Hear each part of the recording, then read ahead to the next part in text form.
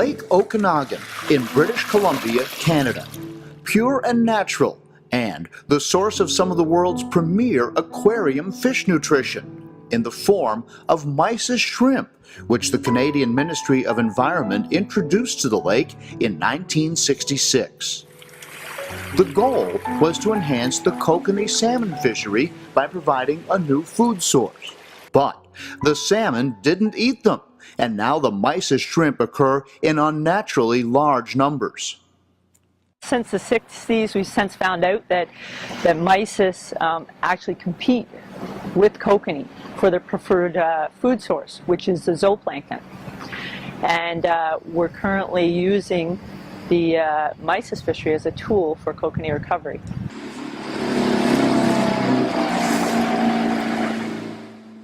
Piscine Energetics recognized the opportunity and, using a patented method and a fleet of fishing vessels, harvest the mysis from the lake during the warmest 6 months of the year, removing an invasive species and supplying public aquariums and hobbyists with a unique aquarium food.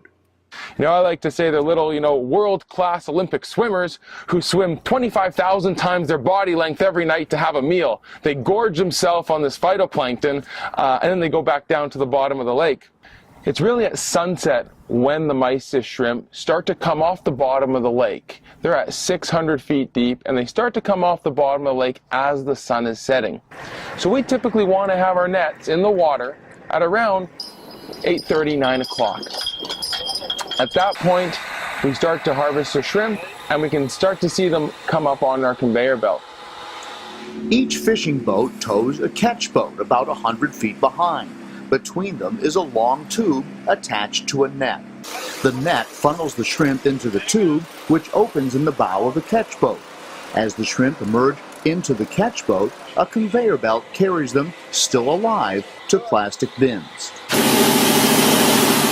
The mysis are immediately processed into either flat packs or blister packs and flash frozen, gut-loaded with important zoo and phytoplankton still in their bellies. Our processing crew, they show up a couple hours after our fishing crew, virtually once the shrimp is being landed onto the catch vessels. Immediately, we shuttle the product back to our processing barge, which floats out in the middle of the lake, and we start to flash freeze the mysis shrimp. We bring the mysis shrimp down to minus 40 degrees Fahrenheit in less than 20 minutes. This system enables us to really bioencapsulate and gather that phytoplankton in the mysis shrimp, and not even give the mysis shrimp an opportunity to defecate, or in essence purge your system of that phytoplankton which they've just eaten minutes ago.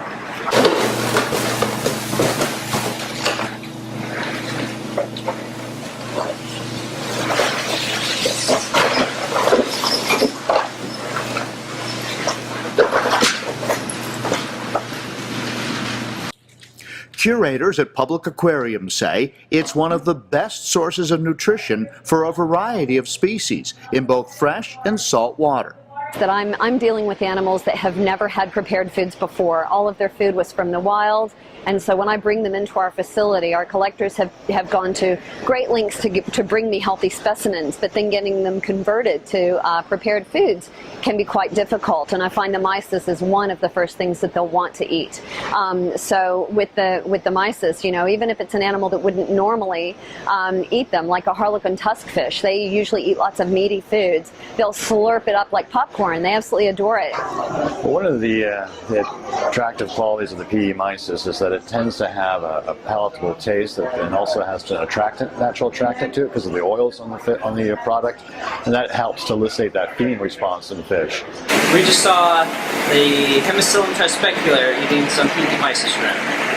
Why is it so important to be able to get that fish to feed, and how difficult is that typically? They accept a wide variety of food, but they really seem to enjoy the PE mysis. These three that we have here are the only three at a public facility in North America. Meanwhile, the kokanee salmon stocks on Lake Okanagan are slowly rebounding. Good news for anglers and Canada's First Nation peoples, whose heritage is built around the native salmon fishery.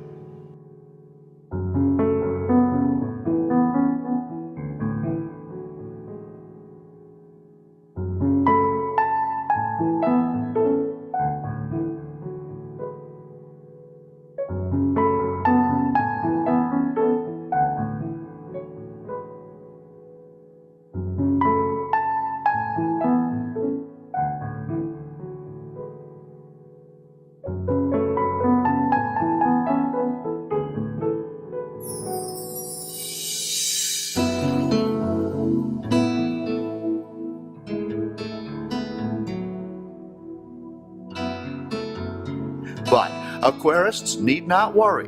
Mysis shrimp populations suggest a strong supply for decades to come.